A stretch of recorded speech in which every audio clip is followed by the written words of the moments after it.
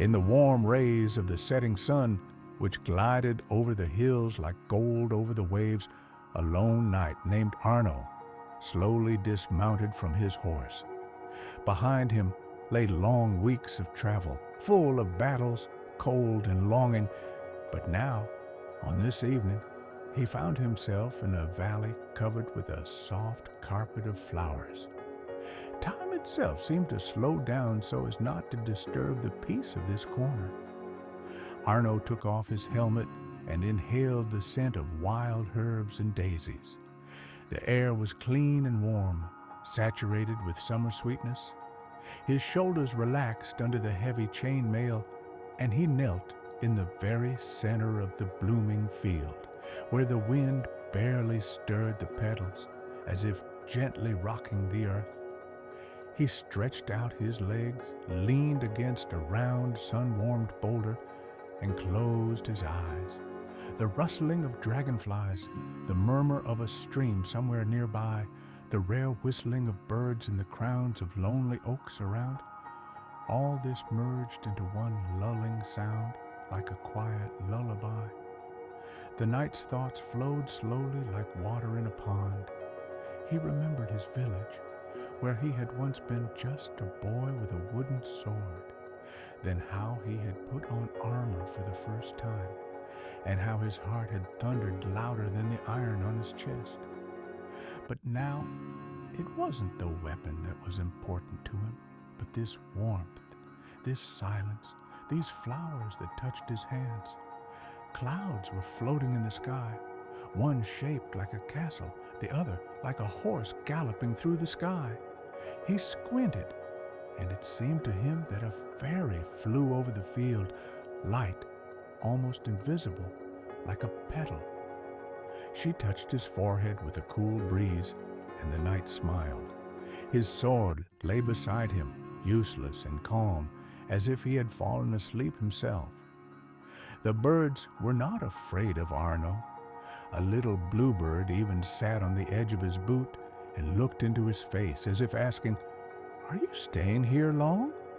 And he nodded at her almost imperceptibly, without opening his eyes. The sun was sinking towards the horizon, and the sky began to shimmer with soft pink and lilac tones. The flowers around him were beginning to close, tired of the daylight, and Arno's eyes were closing with them. At that moment, there was no war, no worries, no vows, just the breath of the earth and his own. And as if by the will of a good sorceress, he dreamed that he became a part of this field. His breath became the wind, his fingers became petals, and his heart became the soft light of the moon.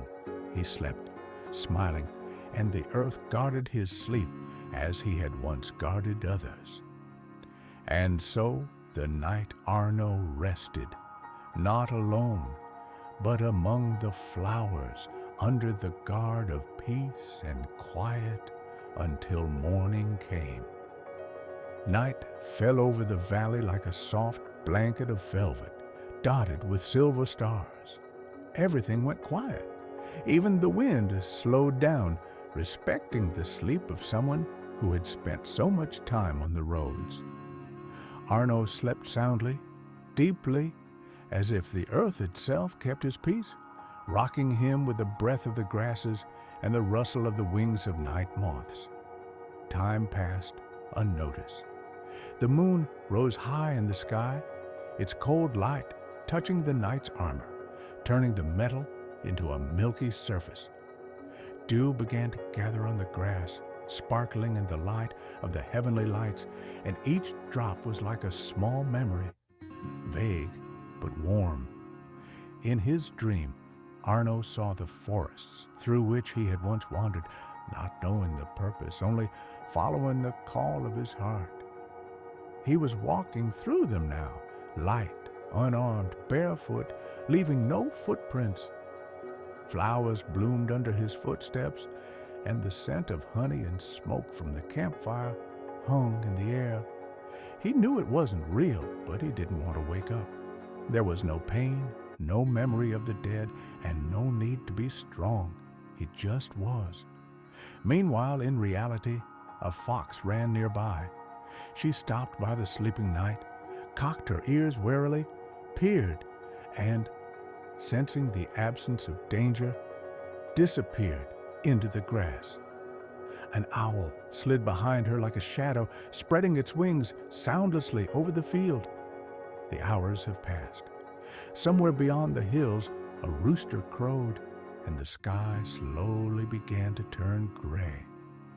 The first ray of the sun, like a cautious scout, looked into the valley and glided over Arno's face. He didn't wake up right away. His breathing was still deep, but his eyelids fluttered like a flower about to open its petals. The sun was rising, gilding the treetops and chasing away the remnants of the night chill. The insects began their daytime dance again, buzzing over the heads of daisies and cornflowers. The bees slowly woke up, and one of them landed on the knight's glove, mistaking it for a part of the landscape. Arno finally opened his eyes. At first, he stared at the sky for a long time, not understanding which was a dream and which was reality. But a light breeze carried the scent of morning earth to him, and he smiled. The world was still the same, but now there was more light in it. He was in no hurry to get up. He had nowhere to hurry. He allowed himself to stay in this peace for a little longer, among the grasses, under the sky, where there was no need to be a hero, judge, or defender. Just a man, tired but alive. The wind brought the smells of distant villages, smoke from stoves, and fresh bread from the south. Perhaps the road will take him there again. But for now, he remained here, part of the field, part of a world that knew that even the bravest had to rest. And the flowers swayed to the beat of his breathing.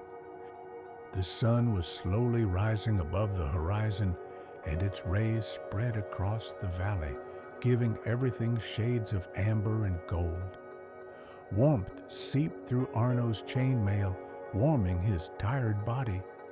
He was still sitting among the flowers, not moving, letting the morning take its course.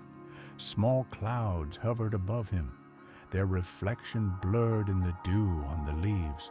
The clearing began to live. Grasshoppers rose in leaps from the grasses. Bees moved from one flower to another, as if whispering with the petals. The whole nature seemed to know that there was no hurry today. Everything happened slowly, steadily, as if obeying the rhythm of the night's heart, which had become part of this landscape. Arno dipped his hands into the grass, feeling the coolness of the dew soak into his skin. There are silky petals, moist stems, and thin roots under your fingers. He took a deep breath and exhaled, allowing himself to lose himself in the silence a little more. In the distance, at the edge of the forest, a deer appeared. His slender silhouette stood out against the background of the trees. Careful, graceful. He froze for a moment, catching the sense, then slowly moved forward, ignoring the man among the flowers. The animals didn't feel threatened that morning. Not a single living being was afraid of Arno, and he himself felt no fear, only peace, as if his soul had come out of the shadows, breathing easily without memories, without burdens. As the sun rose higher, the knight still got to his feet. His movements were slow, unhurried, like someone who no longer fights but follows the light. The armor rang softly, as if remembering its glory, but without the previous heaviness. He adjusted his straps, looked around the valley, and there was no sadness in his gaze, only gratitude. He threw on his cloak, took the reins of his horse, which had been grazing nearby all this time, and turned back to the road. But the path was different now. not of steel and blood, but of light and silence. He walked leisurely, leaving behind the field that had become his haven. The flowers waved slightly after him, saying goodbye without a sound, and the valley was alone again. But the memory of the knight who sat among the flowers remained in every stem, in every petal. The earth remembered his breathing, and the wind remembered his steps. And maybe one day the wanderer will return here again and find the same thing here: peace, silence, and the peace that lives between the petals. And the knight walked on, without words, without purpose, simply in accordance with the morning light. The road wound through the hills, going off to the side, then approaching the forest again. The morning earth, still wet with dew, gently bounced under the horse's hooves. Arno rode in silence, letting the horse's pace determine the pace. Birds in the treetops soared up from time to time, describing intricate loops in the air, as if pointing the way to the sky. But the knight wasn't looking up. He was looking into the distance, not expecting to see anything concrete there. Plains covered with tall grasses appeared in the distance. Sometimes mounds, left over from forgotten times, barely discernible under a thin layer of greenery, surfaced from them. No human had set foot here for a long time, and even the wind, piercing the expanses, sounded careful not to disturb the old roots. The day went on as usual. The sun rose higher, and it got hotter. But Arno did not seek shelter. He stopped at a lone oak tree in the middle of the field, dismounted from his horse, unbuckled his armor, and laid them out side by side, like a man removing a skin that had become too tight for him. The oak was old, scarred by time, with thick branches and shade as cold as river water. He sat down under a tree, leaning on a root, and closed his eyes, not sleeping, but resting.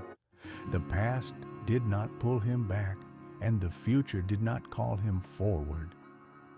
There was only this moment, the rustle of leaves, pollen floating in the rays, and the pulse of the earth, barely perceptible through moss and grass.